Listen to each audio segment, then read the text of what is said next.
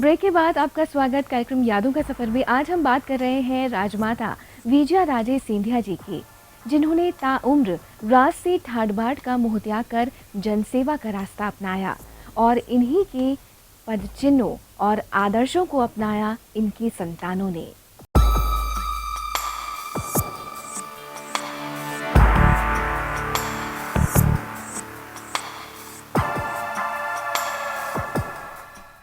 पिछले 2 दशकों से मराठा वंश से जुड़े ग्वालियर और उससे सटे गुना से अधिकतर सिंधिया परिवार का सदस्य ही चुनाव जीतकर सांसद बनता आया है।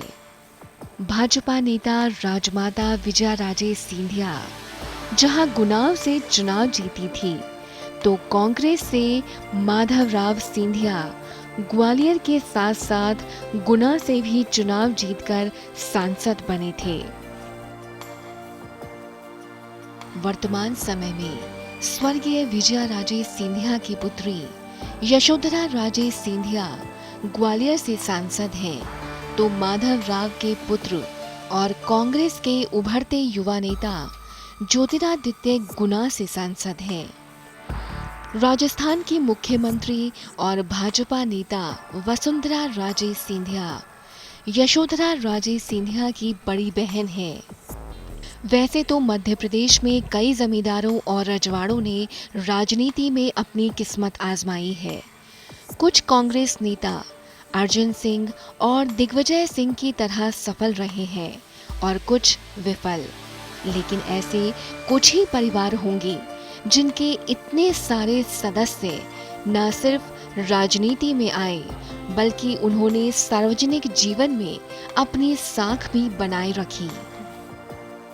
राजनीतिक विश्लेषक सिंधिया परिवार के सदस्यों की राजनीतिक सफलता का राज बताते हुए कहते हैं, एक तो वो इस क्षेत्र की समस्याओं से अपने आप को जोड़े रखते हैं, दूसरे इनके ऊपर चोरी और भ्रष्टाचार के आरोप नहीं है। एक और बात ये है कि केंद्रीय राजनीति में अपने असर से इस क्षेत्र के लिए विकास से जुड़ी बड़ी बड़ी योजनाएं लाने की कोशिश करते हैं, इसलिए आम जनता का रुझान इनकी तरफ रहता है।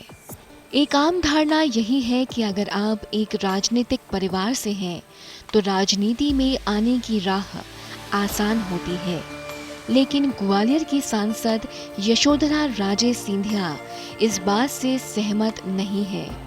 वे कहती हैं, राजनीति की राह आसान बिल्कुल नहीं है। पार्टी की सदस्यता तो मिल जाएगी, लेकिन जनता का विश्वास पाने के लिए आपको खुद अपने पैरों पर खड़े होकर मेहनत से अपनी जगह बनानी होगी। 2 बार विधानसभा के लिए चुने जाने के बाद मुझे लोगों ने मेरे काम से स्वीकार किया।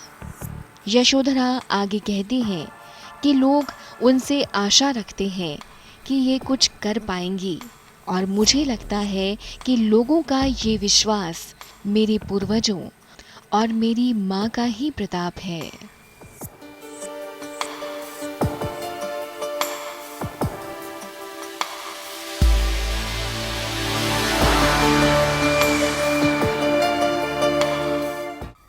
दर्शकों, राजमाता विजय राजे सिंधिया जी ने न सिर्फ चुनौतियों का सामना किया, बल्कि अपना बेहतर से बेहतर देने की कोशिश की। वो शीर्ष राजनीति में तब आई जबकि विश्व भर की महिलाओं की राजनीतिक स्थिति विकट थी।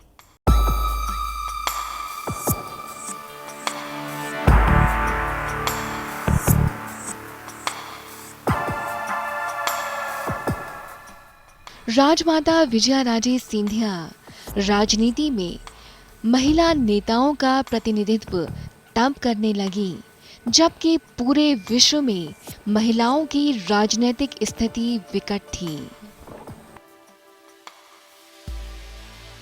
अंतर्राष्ट्रीय संस्था अंतर संसदीय यूनियन के 2011 के आंकड़ों के अनुसार राजनीति में महिलाओं की हिस्सेदारी देने के मामले में भारत विश्व में 98वें नंबर पर है। संस्था के आंकड़ों के अनुसार करीब 1 अरब 20 करोड़ की आबादी वाले भारत देश में महिलाओं की राजनीति में भागीदारी केवल 10% है। भारत में लोकसभा की 545 सीटों में 59 सीटों पर महिलाएं हैं,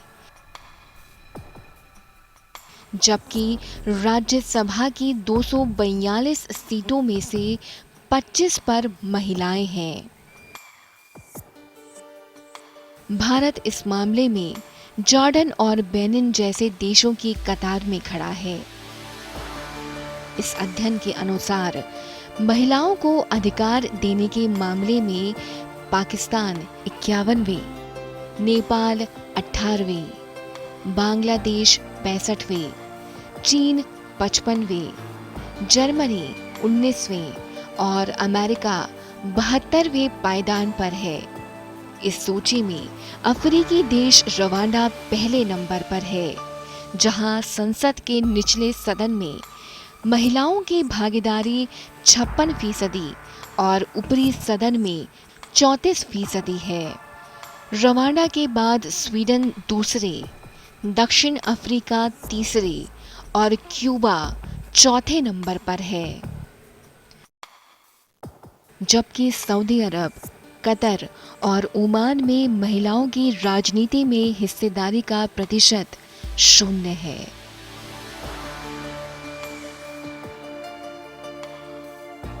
भारतीय राजनेता राजमाता विजयाराजे सिंधिया जी संपूर्ण भारतीय नारी, त्याग और समर्पण की प्रतिमूर्ति थी। 1975 में आपातकाल के दौरान सैकड़ों नेताओं और हजारों कार्यकर्ताओं के साथ वे भी जेल गईं। उन्होंने राजसी ठाट-बाट का मोह त्याग कर जनसेवा को अपनाया और सत्ता के शिखर पर पहुंचने के बाद भी जनसेवा से कभी अपना मुख नहीं मोड़ा। राजमाता सरीखी शख्सियतों को हमें अपना प्रेरणा स्रोत मानकर उनके पदचिन्हों और आदर्शों पर चलने का प्रयास करना चाहिए।